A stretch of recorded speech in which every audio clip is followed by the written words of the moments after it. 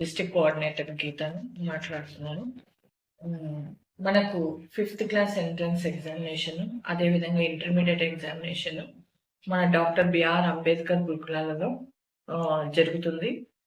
దానికి గాను దరఖాస్తులు చేసుకోవాలి. ఈ ఎగ్జామినేషన్ వచ్చేసి వెబ్సైట్ ఉంది. ఆ వెబ్సైట్లో apbrset.apcfss.in దీంట్లో ఈ వెబ్సైట్కి వెళ్ళేసి అక్కడ మీరు చూసినట్లయితే దరఖాస్తు చేసుకోవడానికి వీలవుతుంది. ఈ దరఖాస్తు చేసుకోవడానికి ఈ ఎగ్జామ్ రాయడానికి దరఖాస్తు చేసుకోవాలి. దరఖాస్తు చేసుకోవడానికి 7/2/2025 నుంచి 6/3/2025 మధ్యాహ్నం వరకు టైం ఉంది. దీనికి కాను మన చిత్తూరు జిల్లాలలో బాలికలకు వచ్చేసి మన చిత్తూరు టౌన్లోనే ఉంది.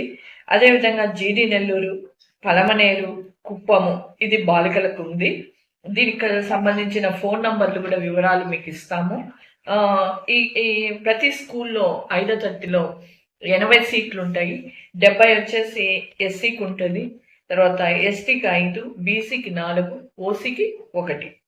అదేవిధంగా బాలులకు వచ్చేసి రామకుప్పము, పూతలపట్టు, విజలాపురం ఈ స్కూల్స్లలో కూడా సేమ్ ఎస్సీకి 70, ఎస్టీకి 5, బీసీకి 4, ఓసీకి 1. ఈ విధంగా ఈ చిత్తూరు జిల్లాలో మొత్తం 7 స్కూల్స్ ఉన్నాయి. అదేవిధంగా తిరుపతి జిల్లాలో మనకు 10 స్కూల్స్ ఉన్నాయి. ఆ 10 స్కూళ్ళలో గాను 10 స్కూళ్ళలో డక్కిలి, పుదూరు, సుల్లూరుపేట, శ్రీకాళహస్తి, సత్యవీడు, పుత్తూరు ఈ స్కూల్ బాలికలు. అదేవిధంగా బాలురు వచ్చేసి చిల్లకూరు, నాయుడుపేట, కోట, వాకాడు ఈ 4 స్కూల్స్ బాయ్స్ కు. ఈ విధంగా మీరు ఆన్లైన్లో 5th క్లాస్కు అడ్మిషన్స్ కోసము అప్లై చేసుకోవచ్చు. అదేవిధంగా ఇంటర్మీడియట్ కోసం కూడా అప్లై చేసుకోవచ్చు.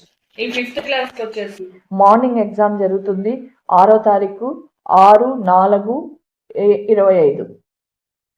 ఉదయము 10 నుంచి 12 వరకు ఏమో 5వ తరగతి పిల్లలకి జరుగుతుంది. ఇంటర్మీడియట్ వాళ్ళకి వచ్చేసి మధ్యాహ్నము 2 నుంచి 4:30 వరకు ఇంటర్మీడియట్ పిల్లలకు ప్రవేశ పరీక్ష జరుగుతుంది.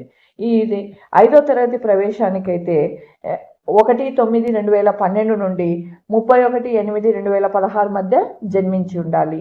ఇంటర్మీడియట్కు మొదటి సంవత్సరం ప్రవేశానికి 31/8/2025 నాటికి 17 సంవత్సరాలు మించి ఉండకూడదన్నమాట. తల్లిదండ్రుల వార్షిక ఆదాయం వచ్చేసి 1,00,000కు మించి ఉండకూడదు. ఈ డాక్టర్ బిఆర్ అంబేద్కర్ గురుకులంలో అంటే మీరు ఇంతకుముందు సాంఘిక సంక్షేమ గురుకుల పాఠశాలలు